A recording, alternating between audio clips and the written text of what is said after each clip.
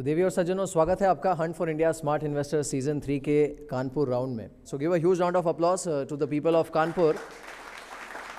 और हर बार जब हम इस सीरीज़ का आयोजन करते हैं तो कोशिश हमारी यही होती है कि इसे किस तरह से थोड़ा और बेहतर बनाया जाए। इस सीरीज़ में हमारे साथ हमारे पार्टनर हैं L&T म्यूचुअल फंड। मैं मंच पर आमंत्रित करना चाहूँगा L&T फाइनेंस से श्री कैलाश कुलकर्णी को, और उनसे मैं रिक्वेस्ट करूँगा कि इस एक्टिविटी के बारे में जो उनका विजन है उसे वे हमारे साथ शेयर करें। कैलाश। नमस्कार Kanpur, good evening to all of you. Zee business के साथ ये जो पार्टनरशिप हमने की है, फाइनेंशियल प्लानिंग या निवेश जिसको हम कहते हैं, निवेश के बारे में ज़्यादा से ज़्यादा जानकारी सामान्य आदमी तक पहुंचाने के लिए ये हमारा प्रयास है। काफ़ी लोगों को निवेश के बारे में ऐसा समझा जाता है कि सिर्फ उन लोगों के लिए है जिनके पास बहुत सारे पैसे हैं, जिनके पास करोड़ों रुपया है, उन्होंने इन्वेस्टमेंट करना चाहिए, निवेश करना चाहिए, बट कॉमन मैन उनके लिए नहीं है। एक्चुअली आज के ज़माने में निवेश हर आदमी के लिए है। और निवेश क्या चीज़ है? निवेश ये नहीं है कि आपको ज़्यादा पैसे लेके आएँ और फिर उसको इन्वेस्टमेंट करें। आपके जो अभी जो पैसे हैं वो अगर आपने ढंग से, जैसे एसेट क्लास हो या कोई प्रोडक्ट्स हो या कहीं भी आपने उसको निवेश किया और उस ठीक निवेश के डिसीजन के वजह से आपका रिटर्न 1-2-3% से ज़्यादा मिले आपको, तो वो भी एक बहुत महत्व की चीज़ होती है। और L&T म्यूचुअल फंड हमेशा ये प्रयास करता है कि हम शहर शहर जाएं और ज़्यादा से ज़्यादा लोगों को ये बताएं कि सिर्फ बैंक में पैसा रखना उचित नहीं है, बट पैसा ठीक से इन्वेस्ट करना ये बहुत ही इम्पॉर्टेंट है। ऐसे प्रोग्राम्स के ज़रा हम लोग ये कोशिश करते हैं कि लोगों को तक ये मैसेज पहुंचाया जाए कि invest wisely, invest properly, without taking too much of risk. तो hopefully you will like this program and looking forward to interacting with you. Thank you very much. Thank you Kailash. जब कभी हम ये इवेंट करते हैं, हर बार हमारी कोशिश यही होती है कि जो डिसीजन मेकिंग है वो न्यूट्रल हो और साथ ही कुछ ऐसे लोग जज करें, क्योंकि ये जो एक्टिविटी है, ये जो कंपटीशन है, ये अपने आप में काफ़ी बड़ा है। साथ ही हमारा ये भी मकसद होता है कि जिन लोगों को हम इस शो में, इस सफ़र में शुमार करते हैं, उनसे देश भर के जो इन्वेस्टर्स हैं उनकी भी मुलाकात कराई जाए, उनसे रूबरू कराया जाए।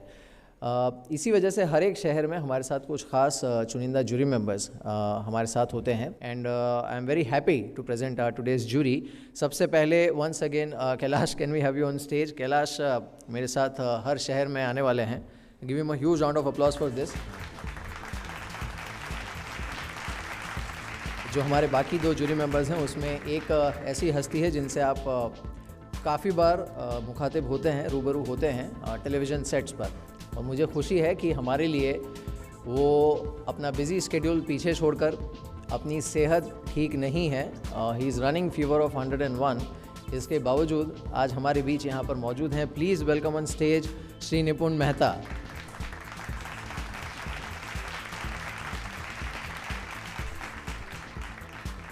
और साथ ही हमारे साथ और एक ख़ास मेहमान हैं जो कि आप ही के शहर से हैं, और मेरे ख्याल से सबसे ज़्यादा चुनौती आज कंटेस्टेंट्स को उन्हीं की तरफ से मिलने वाली हैं। Shri K Awasthi, vice president treasury and corporate finance, Jagran group.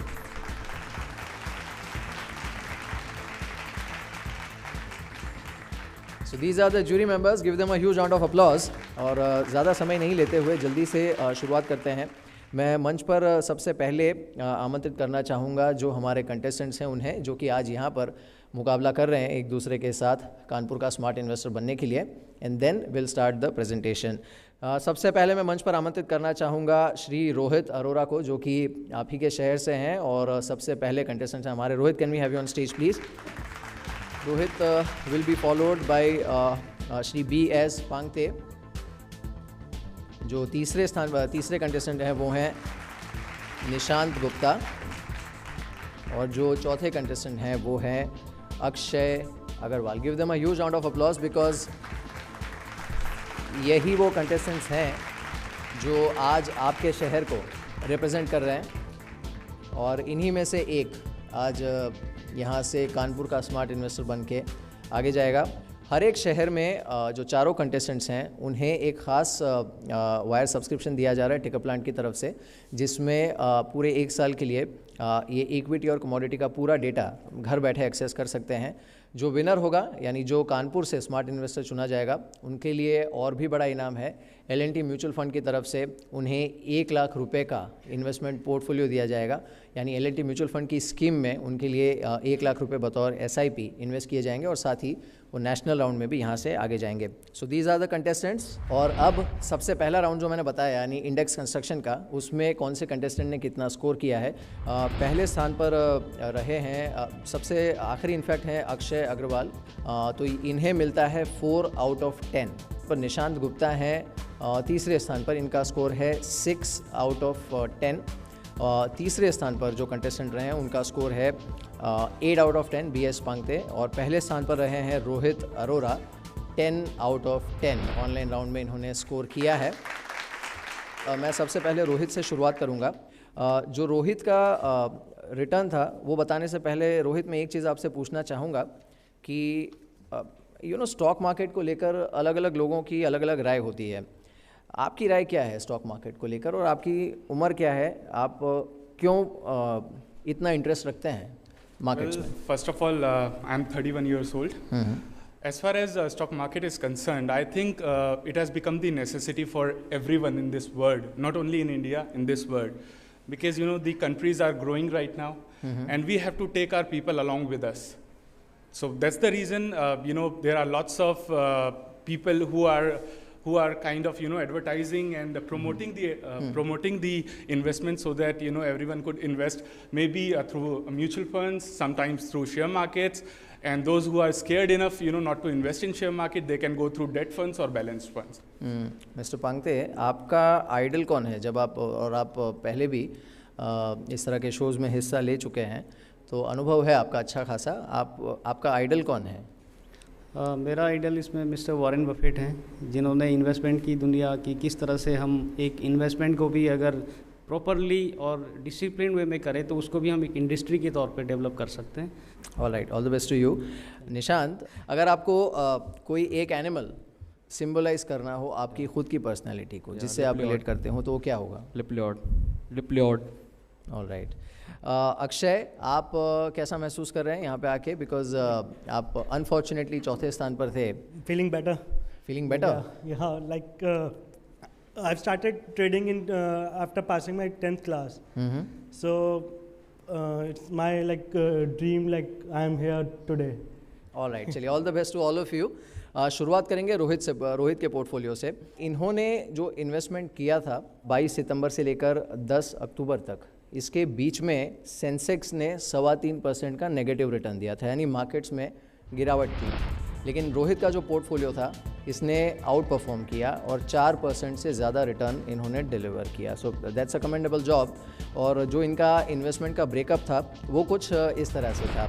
इन्होंने auto and auto ancillary stocks में करीब 10% का इन्वेस्टमेंट किया था, बैंकिंग एंड फाइनेंस में अनदर 10%, रियल एस्टेट और जो housing and infrastructure related stocks हैं इसमें इन्होंने 27% इन्वेस्टमेंट किया था। कंज्यूमर अप्लायंसेस से रिलेटेड जो कंपनीज़ हैं इसमें इनका 10% एक्सपोजर था। आयरन स्टील और जो बाकी मेटल कंपनीज़ हैं इसमें 10%, टेक्सटाइल कंपनीज़ में, अपैरल कंपनीज़ में करीब 6%, केमिकल क्षेत्र से रिलेटेड कंपनीज़ में 7%, ज्वेलरी रिलेटेड जो स्टॉक्स होते हैं उसमें करीब 7% का इन्वेस्टमेंट था इनका, और जो बाकी स्टॉक्स थे इनके दैट कंप्राइजेज अबाउट 13%। मैं सवाल जवाब का सिलसिला शुरू करता हूँ। निपुण, will start with you. Rohit, आप रियल लाइफ में ट्रेडिंग करते हो और या लॉन्ग टर्म इन्वेस्टिंग करते हो? When I started, with the equity markets, I started with trading first. I prefer doing trading first, then entering into a long-term investment. I've stopped trading. I did it for 8 to 9 months. Now I've stopped it completely. I'm a long-term investor now. So why have you taken such a large exposure to real estate and infrastructure, 27%? I tell you, when we talk about smart invest, we do have to invest smartly. So here there are two kind of investments. One is long term, one is short term or very short term. So Here, the motive was not to build a corpus. The motive was to win this contest. So the trading round was only for 10 days. So I had to make sure I don't go for fundamentals and all. I had to make sure I go for trading thing. So for that, there are 3 things which are required. 1, events. 2nd is news. And the 3rd one is technicals. Alright, चलिए we'll move on to next contestant, Mr. Pangthe. उनका जो सबसे पहले देख लेते हैं उनका return कितना था. जो सेंसेक्स करीब 3.25% गिरा था, इनका जो पोर्टफोलियो था वो सिर्फ 1% गिरा. So to that extent there was an out performance, पर हाँ नेट पॉजिटिव नहीं था एडिशन इनके पोर्टफोलियो में, लेकिन जो गिरावट थी सेंसेक्स के मुकाबले कम थी. जो इनका ब्रेकअप था वो कुछ इस तरह से था. इन्होंने जो इन्वेस्टमेंट किया 27% एलोकेशन था auto and auto ancillary space को, 13% था real estate, housing and infra, mining and heavy industries को 10% था, बैंकिंग एंड फाइनेंस को 10%, ब्रॉडकास्ट मीडिया को करीब 6%, FMCG and retail 7%, agri products 7%, और जो बाकी कंपनीज़ हैं उनमें करीब 20% था इनका एक्सपोजर. कैलाश, आपने ज़रूर जिक्र किया था कि माइनिंग के काफ़ी कुछ प्रॉब्लम सॉल्व हुए थे, but mining and heavy industries ऐसे हैं जो काफ़ी इकोनॉमी के ऊपर रिलेटेड है और माइनिंग के सभी प्रॉब्लम सॉल्व नहीं हुए हैं. गवर्नमेंट इंटेंट है सॉल्व करने के लिए. तो आपको ऐसा क्या लगा माइनिंग और हैवी इंडस्ट्रीज़ में जिसमें काफ़ी बड़ा पोजीशन लिया है आपने? क्योंकि इंडिया की अगर किसी भी इंडस्ट्री को देखें तो पावर बैकअप आज के डेट में हमारी बैकबोन है. अगर किसी भी चीज़ को इकोनॉमी को डेवलप कराना है तो जो हमारी पावर जो बनती है वो बेसिकली माइनिंग जैसे कोल्स या इससे रिलेटेड होती है. तो अभी सॉल्व नहीं हो रही है, but it has to be solve for the longer terms. Otherwise ये अगर डिलेमा में रहेगा तो इंडिया का भी विकास नहीं हो पाएगा और इन्वेस्टमेंट जो हमारी फॉरेन से आ रहे हैं वो भी कम हो जाएगा. तो it has to be solve. Will move on to next contestant. Nishant का जो पोर्टफोलियो है उसका परफॉर्मेंस था -1.66% अगेंस्ट जो सेंसेक्स का परफॉर्मेंस था जो कि ऑब्वियसली -3.34 था.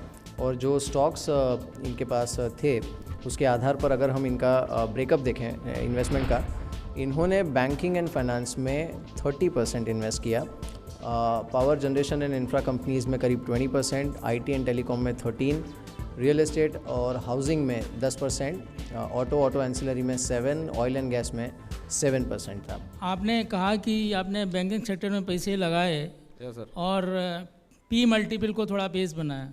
अगर 2 बैंकिंग शेयर हैं, एक का पी 25 है, एक का 10 है, किस में शेयर पैसे लगाओगे? सर 10 वाले में. Sir Y?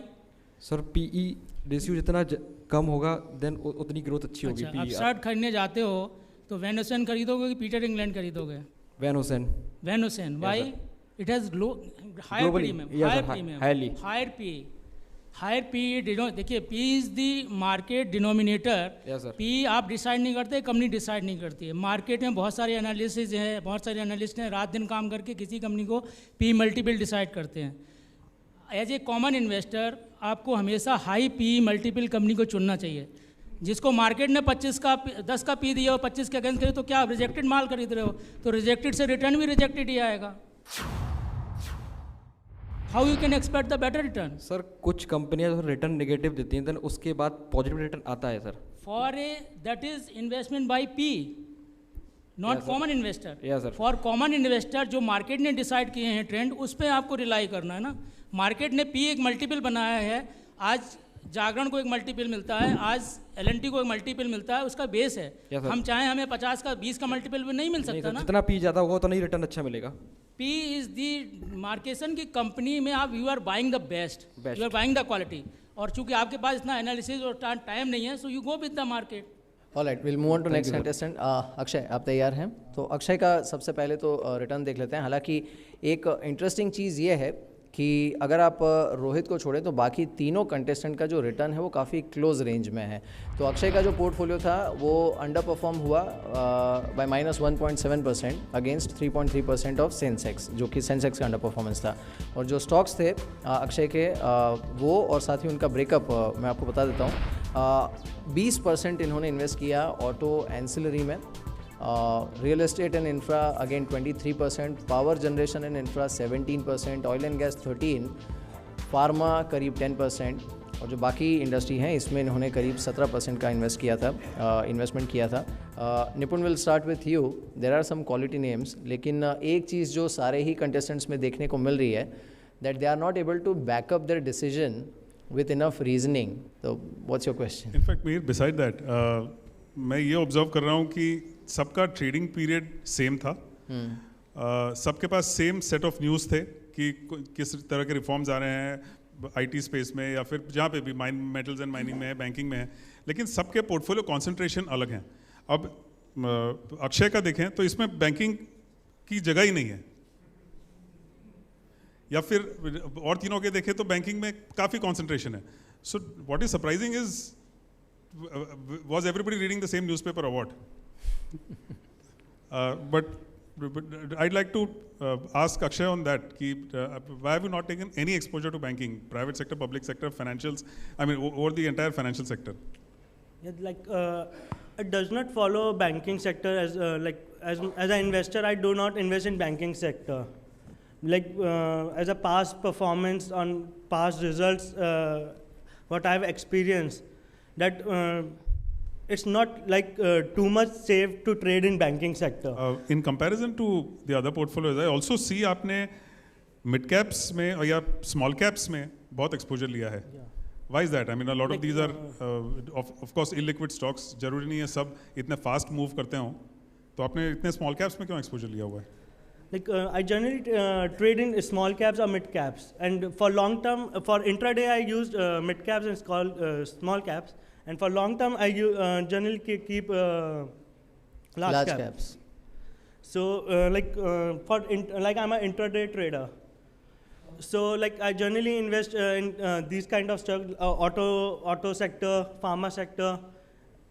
और एक्चुअली तो इसी के साथ जो पोर्टफोलियो राउंड था उसे हम यहीं पर समाप्त करते हैं.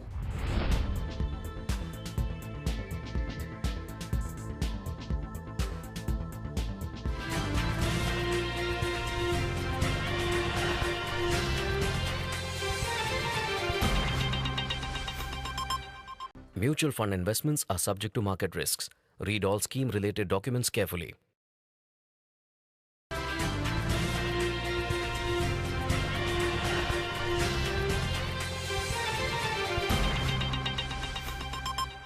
And will start with the next round. जो अगला राउंड है, जैसा मैंने कहा कि इसमें हमने एंट्रीज इनवाइट की थी कुछ ऐसे दर्शकों से जो अपनी फाइनेंशियल प्लानिंग इस शो के ज़रिए करवाना चाहते थे. तो यहाँ पर जो चैलेंज इन कंटेस्टेंट्स को दिया गया है वो ऐसे ही एक हमारे दर्शक हैं जिनके पोर्टफोलियो की प्लानिंग इन्हें करनी है, और उनका नाम है मिस्टर मनोज कपूर. पहले उनके बारे में कुछ जान लेते हैं. चलिए.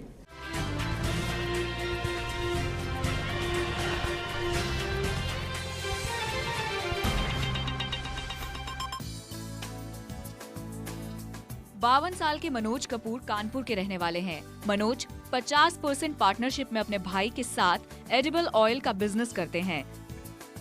मनोज के 2 बच्चे हैं जिनकी उम्र करीबन 20 साल है और वो दिल्ली और मुंबई में नौकरी करते हैं.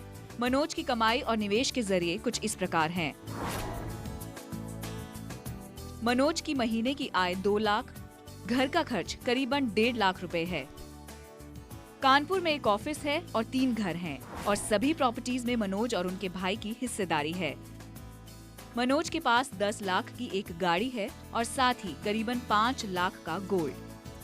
बात अगर इन्वेस्टमेंट की करें तो मनोज ने करीबन 3 लाख का निवेश ब्लू चिप स्टॉक जैसे RIL में किया है. 16,000 हर महीने लाइफ इंश्योरेंस के प्रीमियम के तहत चुकाते हैं. शॉर्ट टर्म फाइनेंशियल गोल में मनोज कानपुर में कुछ और प्रॉपर्टी में निवेश चाहते हैं जिससे उन्हें आने वाले समय में एक नियमित आय मिले. वहीं लॉन्ग टर्म फाइनेंशियल गोल में मनोज अपने एडिबल ऑयल के बिजनेस को उत्तर प्रदेश के साथ साथ कई और शहरों में बढ़ाना चाहते हैं और निवेश के अच्छे जरिए जानना चाहते हैं. ऑलराइट, तो ये है मिस्टर मनोज कपूर जिनके लिए आज फाइनेंशियल प्लानिंग इन चारों कंटेस्टेंट्स को करनी है. Format is simple. इनका जो फाइनेंशियल प्लानिंग होगा वो प्रेजेंट करेंगे. उसके बाद हम जूरी से क्वेश्चन लेंगे. Will start with Rohit. Rohit 3 minute का समय है आपके पास and your time starts now. What I have planned for him is he would need 35 lakh in coming 5 years as a short-term investment. And for his long-term goal, he needs to have at least 1 crore rupee. For that, he needs to invest for 15 years. He has a monthly expenditure of 1.5 lakh. So he has the monthly saving opportunity of 50,000.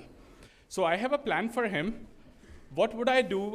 First of all, I would sell his blue chip stocks worth 3 lakh, considering the past bad experience in 2001 crash. I would also sell the physical gold worth rupees 5 lakh, keeping the gold performance in mind. So now I have total 8 lakh rupees which can be invested in fixed deposit. So if I invest them in fixed deposit, after 5 years, as per the return 8.5%, he would have 12 lakhs as a corpus.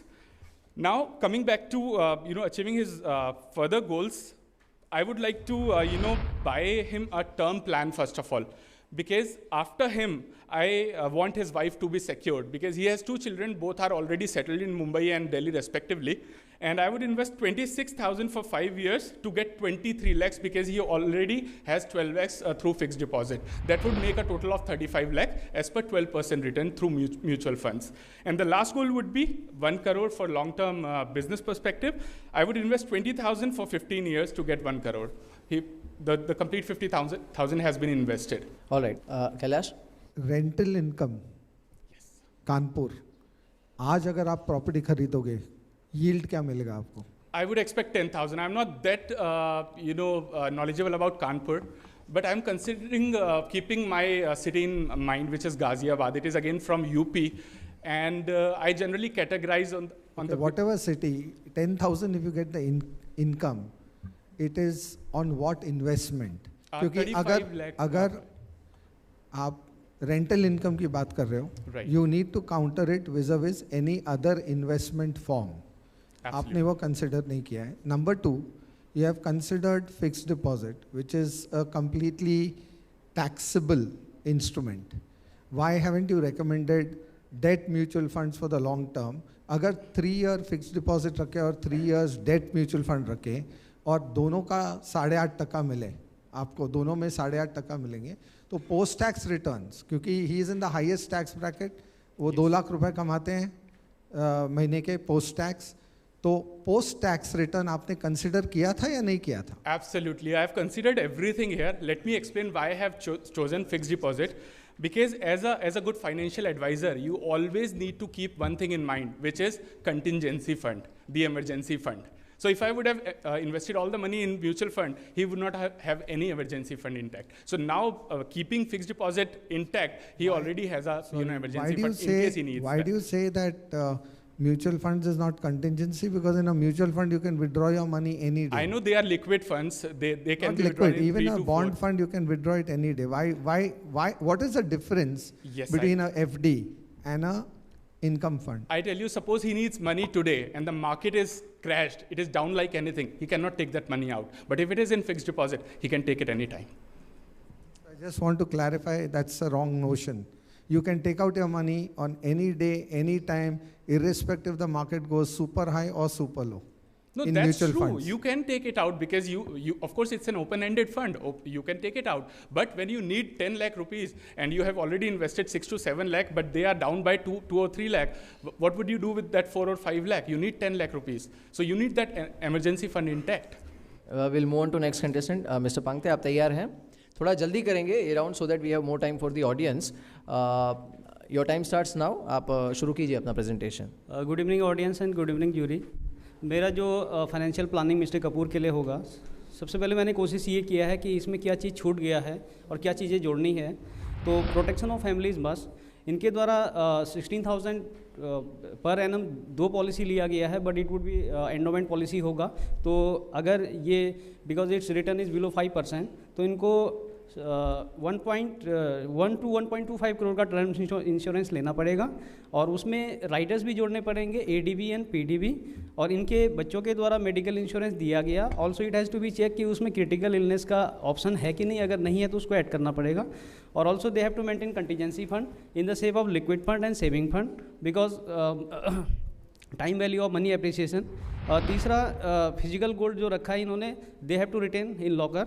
और इसके अलावा जो उनका perception ये है कि equity market में return अच्छा नहीं मिलता है, but there experience in 2001, but उनको थोड़ा सा रेडी करना पड़ेगा कि अगर हम म्यूचुअल फंड को बैलेंस वे में लें तो it has given more than 20% return in past 25 years.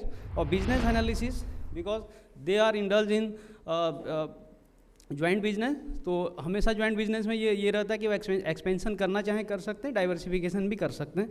तो मेरा जो प्लान रहेगा उनको कि how will meet short term goal, they have to buy real estate in within short term plan. तो इसके लिए जो 50,000 का उनका मंथली सेविंग है उसमें से as per thumb rule 60%, because he is in the highest tax bracket. तो हमें ये देखना पड़ेगा कि किसी भी टैक्सेबल इंस्ट्रूमेंट में इन्वेस्ट ना करें।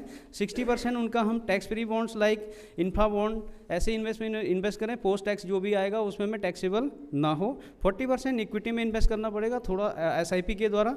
अगर हम फील करें कि we are assuming moderate return 10%, so total investment in 5 years is 30 lakh और future value of this investment is near about 39 lakh rupees. तो 39 लाख रुपीज़ से वो अपना शॉर्ट टर्म का डिमांड पूरा कर सकते हैं। Now long term investment 10 to 12 years के लिए अगर हम देखें, ऑलरेडी बिजनेस में बहुत ज़्यादा कंपटीशन होता है। They can handle expansion of edible oil business, but in case of soft manufacturing business उनको उसके लिए सीड कैपिटल की ज़रूरत पड़ेगी। तो वो इन्वेस्टमेंट अगर कंटिन्यू रखें तो at the age of 62 years after 10 years total fund value will be 1.1 to 1.2 crore, then he can steer both business very smartly. Thank you. Nipun, आपने म्यूचुअल फंड्स का जिक्र किया, आपने कहा म्यूचुअल फंड्स में इन्वेस्ट करेंगे, तो किस तरह के म्यूचुअल फंड्स में आप इन्वेस्ट करेंगे? बेसिकली मैं स्टार्ट करूँगा लाइक इंडेक्स फंड से, क्योंकि इनका पहला तो ये रहता है कि फंड मैनेजमेंट चार्ज कम होता है, और दूसरा इसमें सपोज़ कोई स्टॉक अच्छा परफॉर्मेंस नहीं कर सकता है तो इससे just replica of the Sensex और निफ्टी, तो वो बाहर हो जाता है, और दूसरा जो अच्छा परफॉर्म कर रहा होता है तो अंदर हो जाता है। तो उनको सिर्फ स्लीप मोड में डालना है, ऑटो मोड में उनका SIP कटता रहेगा। तो I would prefer index fund, और इसके अलावा कई कंपनीज़ के और भी हैं जो लार्ज कैप फंड के नाम से जाने जाते हैं, तो उनमें भी मैं सजेस्ट करूँगा। आपने एक्सपेंस के बारे में बात की for index fund. Is expense the only consideration? What about outperformance of diversified funds or actively managed funds in comparison to passively managed funds? Definitely long term में अगर देखें तो जो इंडेक्स फंड होते हैं इनमें एक्सपेंसेस 1.5% पे कंस्टेंट किया गया है, कैपिंग की गई है, और फंडों में 2.5% का, क्योंकि उनका जो नेचर है they don't believe in the stock market. तो उनको जस्ट एक बिलीव देने के लिए कि they have Sensex have given more then 15%, it was 1970-80 में 100 पे था, तो आज 28,000 के आसपास है। तो उनसे बिलीव जनरेट होगा, तो इसलिए मैंने उनको इंडेक्स फंड के लिए सजेस्ट किया हुआ है। Alright, will move on to Nishant now. Nishant, आप तैयार हैं? Alright, so your time starts now.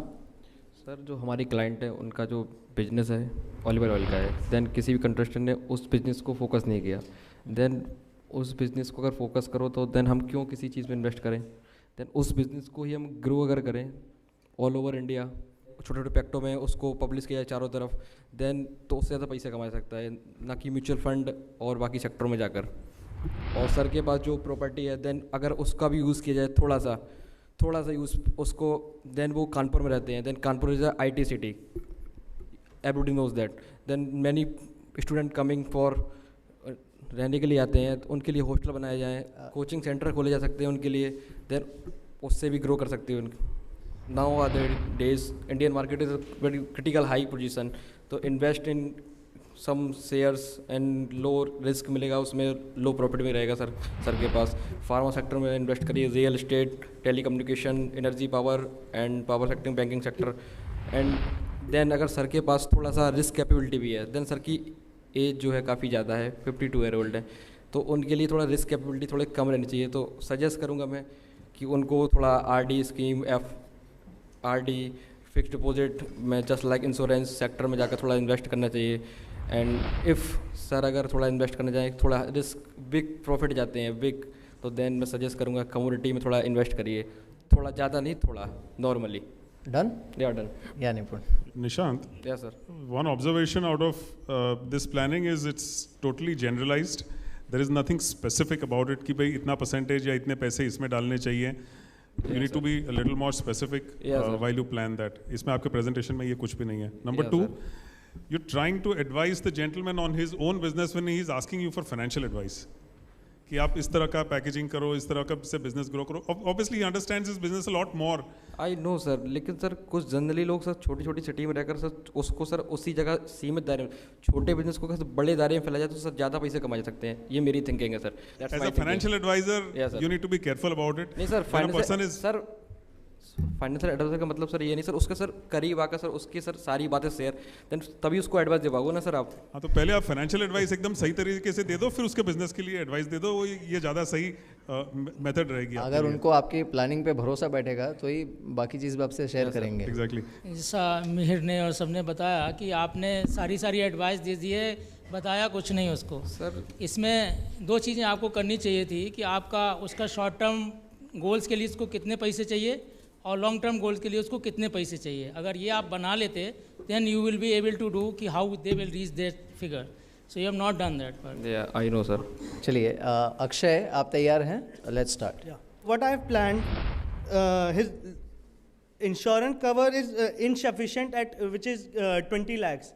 So I suggest a term plan of another 50 lakhs to safeguard his family future.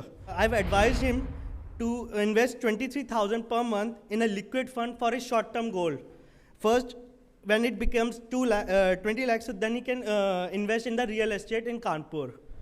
Then for his long term, I suggest to invest in through SIPs or through funds. Long term, I've suggested him 25,000 per month of investment. Kailash, आप पूछना चाहें?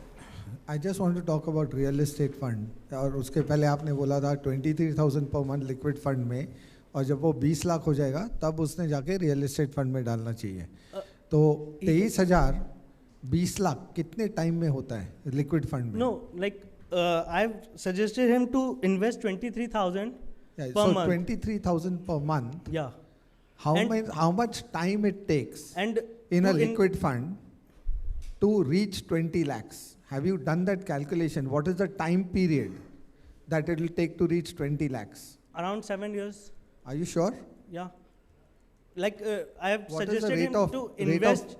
Return that you have considered? No, I have suggested him to invest in liquid fund, and after which, after he collected so much money, he can invest in the property. Correct. I understand. I am asking you, have you calculated the amount of time it will take in a liquid fund to reach 20 lakh rupees? Yeah, it's around 5 years. 5 to 6 years. I think you will need to do your maths once again. I get very afraid when I see 35% returns in equity fund. Sorry? Equity funds में आपको कितना return मिलना चाहिए जिससे आप खुश होंगे, that you will be happy? Yeah, around 20-25%.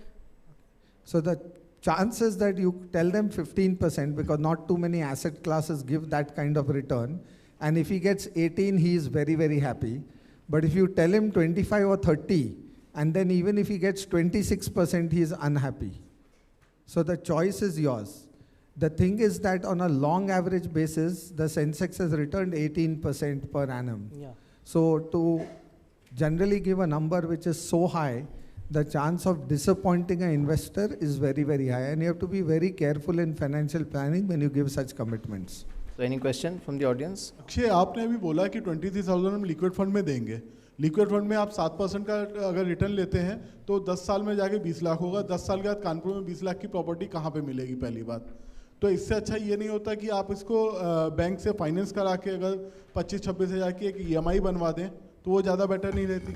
I was thinking that also, but liquid, like if there is any emergency, so he can liquidate that amount instantly. That's why I chosen a liquid fund, not a property, because property it cannot be sold instantly.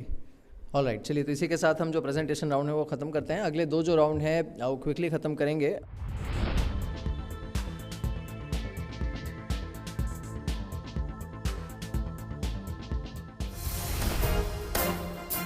NCD का full form क्या होता है? Income and debt oriented funds are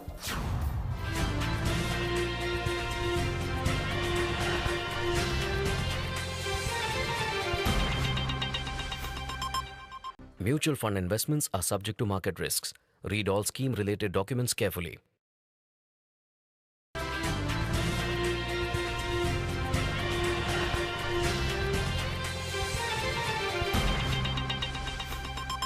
जो अगला round है वो है mutual fund quiz. मैं बारी बारी से हर कंटेस्टेंट से 2 सवाल पूछूंगा म्यूचुअल फंड इंडस्ट्री से जुड़े ये सवाल होंगे और इसमें कोई नेगेटिव मार्किंग नहीं है। दो में से एक सवाल के लिए अगर आप चाहें तो आप ऑडियंस से हेल्पलाइन ले सकते हैं और इसमें कोई नेगेटिव मार्किंग नहीं है। तो will start with you Rohit. Mutual fund quiz round का पहला क्वेश्चन आपके लिए स्क्रीन पर आ रहा है। NCD का फुल फॉर्म क्या होता है? Non convertible debenture, non convertible derivative, non cumulative debenture, none of the above. The first one, non convertible debenture, is the right answer. ये सही जवाब दिया है आपने। जो अगला सवाल है वो है the PE ratio is an important measure of a companies anticipated performance. It is calculated using which of the following methods? Market price and dividend A, market price and earnings पर शेयर ये दूसरा option है, market capitalisation and dividend, या D, market price and face value. I would go with B, market price and earning per share. Is the right answer. आपने सही जवाब दिया है। तो दोनों ही जवाब आपके सही साबित हुए। मिस्टर पंक्ति, आप रेडी हैं? दो क्वेश्चन आएंगे आपकी स्क्रीन पर, आपको जवाब देना है। आपका जो क्वेश्चन है, income and debt oriented funds are A, less risky compare to equity funds, B, as risky as equity funds, C, more risky compare to equity funds, या D, none of the above. A, less risky compare to equity funds. ये सही जवाब है। Next question for you. Which of these investments is considered to be least risky? Balance fund, equity fund, income fund, या liquid fund? Liquid is the right answer. आपने भी सही जवाब दिया है। Very good. निशांत, आप तैयार हैं? Alright, do well. निशांत, आपके लिए पहला क्वेश्चन स्क्रीन पर ध्यान से पढ़िएगा। What is the standard deviation of a fund? A, measure of return, B, measure of expenses, C, measure of fund size, या D, measure of volatility? Standard deviation किसी fund का क्या होता है? C, measure of fund size. ऐसा क्यों लगता है आपको? लगता है। खैर, आपका जवाब गलत है। जो सही जवाब है वो है मेजर ऑफ वॉलेटिलिटी। ऑलराइट, जो अगला सवाल है वो है कि what does beta of a fund denotes? जो किसी भी फंड के लिए जो बीटा होता है वो क्या डिनोट करता है? Amount of dividend declared, measure of market risk, scheme expenses, या D, measure of total risk? C, scheme expensive. ये क्यों लग रहा है आपको? नहीं, वो ठीक है C, पर वो क्यों लग रहा है आपको C? I don't know why. All right, चलिए, काफ़ी आपको जाना चाहिए खतरों के खिलाड़ी में। एनीवेज, जो सही जवाब है वो है मेजर ऑफ मार्केट रिस्क। आपने अनफॉर्चुनेटली स्कोर नहीं किया है। नेक्स्ट राउंड में थोड़ा ध्यान रखिएगा। अक्षय, आप तैयार हैं? ऑल राइट, ध्यान से, विदाउट गेटिंग नर्वस, क्वेश्चन पढ़िए स्क्रीन पे और जवाब दीजिएगा। आपके लिए जो सवाल है, पहला सवाल इस राउंड का, वो है कि which of the following can affect the risk of the fund? A, NAV, B, asset class, C, number of units, या D, amount invested? Asset class is the right answer. आपने सही सोच समझ के जवाब दिया। Very well done. asset class is the right answer. और आपके लिए आखिरी सवाल इस राउंड का, what is the daily cut-off time for which equity scheme applications are accepted at the same day's NAV? A, 6 p.m, B, 3:30 p.m, C, 12 p.m, या D, 3 p.m? D, 3 p.m. is the right answer. Now we'll move on to next round.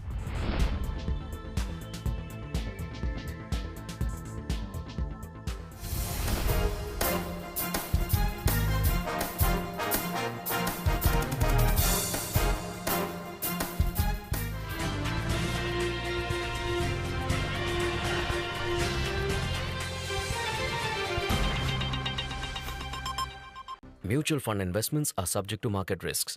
Read all scheme related documents carefully.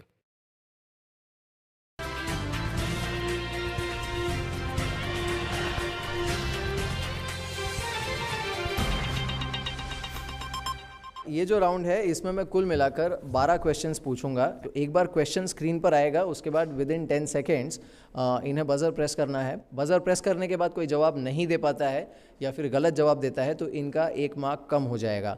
इसमें audience helpline नहीं है, you are on your own. आप तैयार हैं all of you? All right, all the best, give them a huge round of applause. ये आखिरी round है, इसके बाद विल स्टार्ट योर क्वेश्चंस। पहला क्वेश्चन आपके स्क्रीन पर, कुल मिलाकर 12 सवाल हैं। First question on your screen, the dash is a monthly index released by the government detailing the growth of various economic sectors such as mining, electricity and manufacturing. ये जो index है वो क्या है? IIP। इसका फुल फॉर्म क्या है, पता है आपको? Indian index production. चलिए, खैर आपने टर्म सही दिया है, so I have to give it to you. खैर इसका जो फुल फॉर्म है वो है इंडेक्स ऑफ इंडस्ट्रियल प्रोडक्शन, लेकिन जवाब आपका सही है, तो अच्छी शुरुआत की है आपने, वेरी वेल डन। जो अगला क्वेश्चन है वो आपकी स्क्रीन पर, which government agency releases official inflation figures in India every month? 10 second है आपके पास बजर प्रेस करने के लिए। CMIE क्या है CMIE? इंडियन इकोनॉमी से काफ़ी लगाव है आपको। CMIE, but I don't know. Central statistics office, CSO, ये वो संस्था है जो हर महीने महंगाई के आंकड़े रिलीज़ करती है। तो ये मिस्टर पांगते थोड़ा ध्यान रखिए। तीसरा सवाल, India has two main electronic fund settlement systems for 1-to-1 banking transactions, RTGS and NEFT, इनका फुल फॉर्म क्या है? Real time gross settlement, national electronic fund transfer. Absolutely right, ये सही जवाब है, real time gross settlement and national electronics fund transfer. आप जब bank के ज़रिए इलेक्ट्रॉनिकली पैसा अगर ट्रांसफ़र करते हैं तो ये इन दो में से एक प्लेटफॉर्म के ज़रिए जो रिसीव जहाँ पर होता है उस अकाउंट में जाता है। जो अगला सवाल है, it's actually a video clip, और ये वीडियो क्लिप एक हस्ती के बारे में है, who happens to be media mogul. आपको देखना है और पहचानना है कि ये व्यक्ति कौन है। Can we have the clip?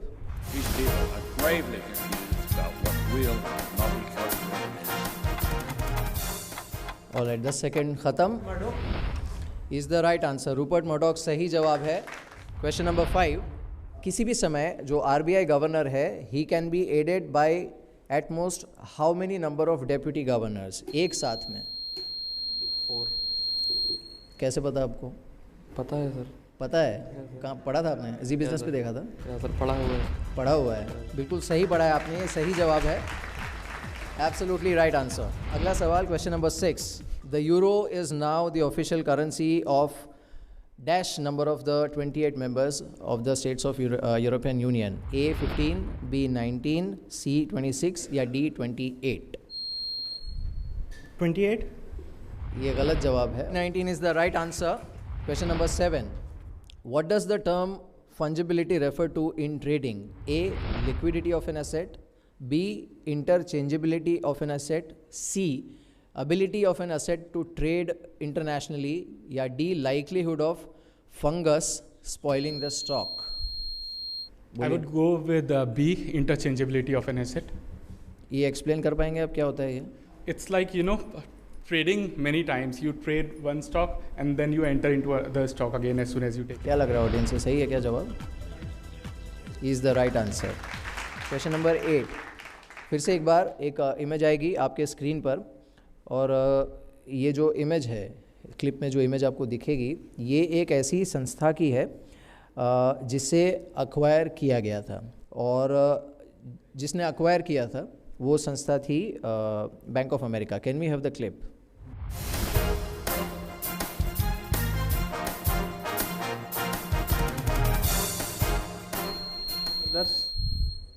जी नहीं, लेमन ब्रदर्स नहीं है। माइक आने दीजिए आपके पास। Merrill Lynch. Merrill Lynch is the right answer, Merrill Lynch को अक्वायर किया गया था। Question number 9, what is the technical term for the writing off the cost of an intangible asset as an operational cost over the assets estimated useful life? No guesses, audience में से कोई? It's amortisation is the right answer, ये सही जवाब है। 3 सवाल बचे हैं। जो क्वेश्चन नंबर 10 है वो आएगा आपकी स्क्रीन पे। Name the globally renowned business newspaper and the flagship publication of Dow Jones and company. इनका एक डाउ जोन्स एंड कंपनी का एक बहुत ही प्रसिद्ध अखबार है, बिजनेस न्यूज़पेपर है, जो कि इनका फ्लैगशिप पब्लिकेशन है, उसका नाम बताइए। Is the right answer, the wall street journal सही जवाब है। अगला सवाल, क्वेश्चन नंबर 11, 1000 रुपये की जो नोट है उसे सन 2000 में इंट्रोड्यूस किया गया था। जो 500 रुपये की नोट है उसे RBI ने कब इंट्रोड्यूस किया था?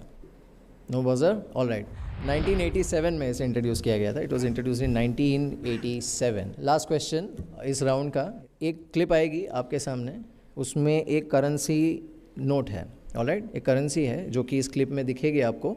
आपको ये बताना है कि ये जो करेंसी है या फिर ये जो नोट आप देखने वाले हैं वो किस देश की है। Can we have the clip?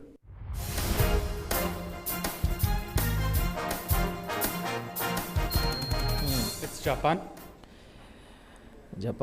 Japanese देखा आपने कुछ इमेज तो हमको लगा जापान है. Bit of idea, not that much, but yes, it's Japan. Japan गए आप कभी? जापानीज करेंसी कौन सी है पता है आपको? येन लग रहा है. ऑडियंस में से कोई बताना चाहेगा? बिकॉज ये गलत जवाब है by the way. Sir Korean. कौन सा Korea? North Korea, South Korea, कौन सा? बोलिए सर. Sir no idea. हाँ नहीं, but he give an honest answer. It is Korea. आगे साउथ में लगा देता हूँ. It is South Korea. Please give him the prize. चलिए, तो ये सही जवाब इन्होंने दिया और इसी के साथ ये राउंड ख़त्म होता है. All of you can go back to your seats.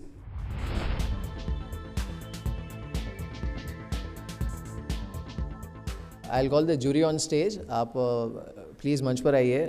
Shri Nipun Mehta, Shri Kailash Kulkarni and Shri K Awasthi. Give them a huge round of applause. What will do is आप इनसे अपने सवाल पूछ सकते हैं. Alright, will start from here. Sir, अभी इंडिया की जो हमारी पोजीशन है, इकोनॉमी हमारी जो है, उसमें इंश्योरेंस को एज ए इन्वेस्टमेंट किन परिस्थितियों में देखा जा सकता है?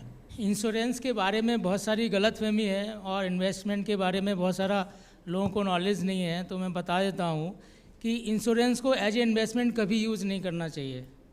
हर आदमी को इंश्योरेंस करना चाहिए. इंश्योरेंस इज़ मस्ट, बिकॉज मैंने पहले ही बोला था कि आपका इंश्योरेंस का बेसिक तरीका है कि आपको instead of going endowment policy you should go for term policy only. Because term policy में एक मिनिमम प्रीमियम में आप बहुत बड़ी रिस्क कवर करते हैं.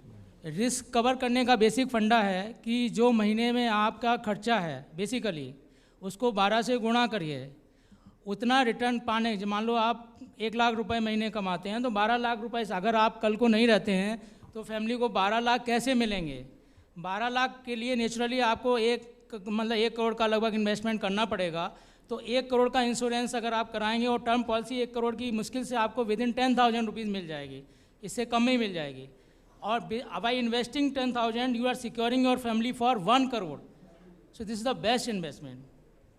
सर, इंडिया में रीट्स कब तक शुरू हो सकता है या शुरू होने में क्या क्या हर्डल्स हैं? Please explain.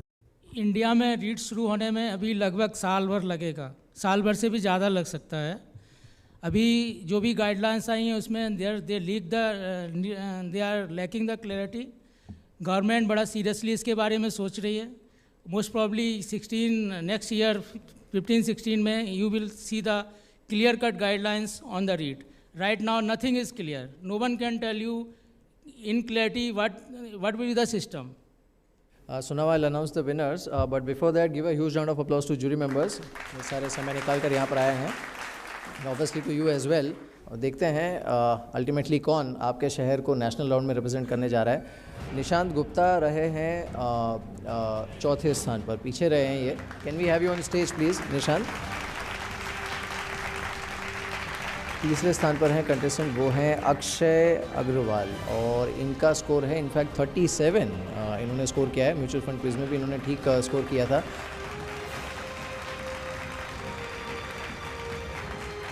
Rohit stands at number 2 and the winner is Mr. Pankhe. But Rohit, can we have you on stage first? Rohit का स्कोर है 57. अच्छा स्कोर किया है इन्होंने 57. लेकिन ऑब्वियसली थोड़ा लैग बजर राउंड में कर गए ये. Congratulations. And now can we have the winner on stage? Mr. Pankhe, can we have you on stage please? और इन्हें सर्टिफिकेट तो मिलेगा ही, साथ ही ये नेक्स्ट राउंड में भी जाएंगे यानी कि नेशनल राउंड में. और जैसे हमने कहा था इन्हें L&T म्यूचुअल फंड की तरफ से 1 लाख रुपए की इन्वेस्टमेंट SIP भी मिलेगी. तो मिस्टर पांके बने हैं कानपुर के smart investor. Alright, so give them a huge round of applause. इसी के साथ हम समापन करते हैं hunt for India smart investor season 3 के कानपुर राउंड का. All of you have been lovely audience. Thank you so much. हमारे दर्शकों के लिए फेसबुक क्वेश्चन ये रहा आपकी स्क्रीन पर. If you withdraw your investments यानी रिडीम करते हैं अगर आप from an equity fund, within how many days are you likely to receive the money in your bank account? A 1 day, B 2 days, C 3 days या D 4 days. सही option चुनिए, login कीजिए हमारे Facebook page पर और जीतिए lucky voucher. देखते रहिए Hunt for India smart investor season 3.